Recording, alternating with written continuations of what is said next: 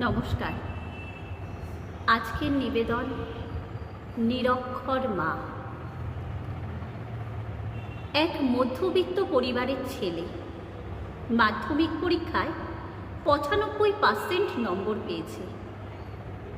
বাবা মার্কশিট হাতে নিয়ে আনন্দে চেঁচিয়ে বললেন, ওগো শুনছ, পায়েস বানাও, আমি রসগোল্লা আনছি। তোমার ছেলে মাধ্যমিকে ৯৫% নম্বর পেয়েছে।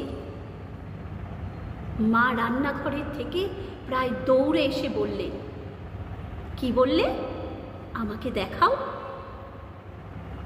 ছেলে মাঝখানে ফট করে বলে উঠল, বাবা, মাকে রেজাল্ট দেখিয়ে কি হবে?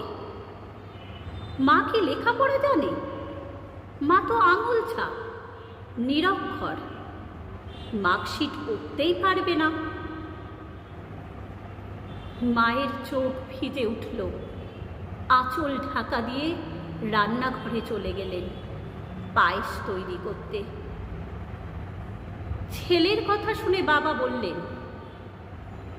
হ্যাঁ রে, এটা সত্যি, তোর মা পড়তে পারে না। আর শোন, এটাও সত্যি যে তুই যখন তোর মায়ের গর্ভে, তখন তোর মা দুধ খেতে পছন্দ না করা সত্ত্বেও শুধু তুই যাতে সুস্থ থাকিস তাই ৯ মাস প্রতিদিন দুধ খেত, শুধু তোরই জন্য। কেননা ও নিরক্ষর ছিল। যখন তুই রাতে পড়তে ঘুমিয়ে পড়তিস, তখন তোর মা তোর বই খাতা, তোর ব্যাগ সাজিয়ে রেখে নিজে শুতে যেত। কেননা ও নিরক্ষর ছিল। তোকে ভালো কাপড়, জামা, জুতো দেওয়ার জন্য আমাকে জোর করত, আর নিজে 2টো শাড়িতে বছর পার করে দিত। কেননা তোর মা নিরক্ষর ছিল। তোর মা ভালো ভালো খাবার বানিয়ে তোকে আমাকে খাইয়ে নিজে যা হোক কিছু খেয়ে নিত। কেননা তোর মা নিরক্ষর ছিল।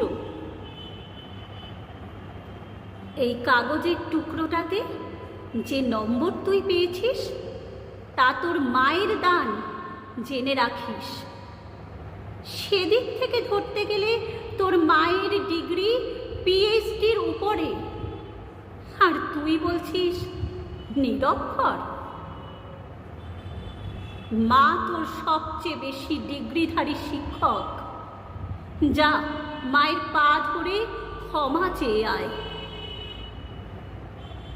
ছেলে বুঝতে পারল সে কত বড় অন্যায় করেছে, মায়ের বুকে কতটা আঘাত করেছে সে। কাঁদতে কাঁদতে রান্নাঘরে ঢুকে গেল। নমস্কার।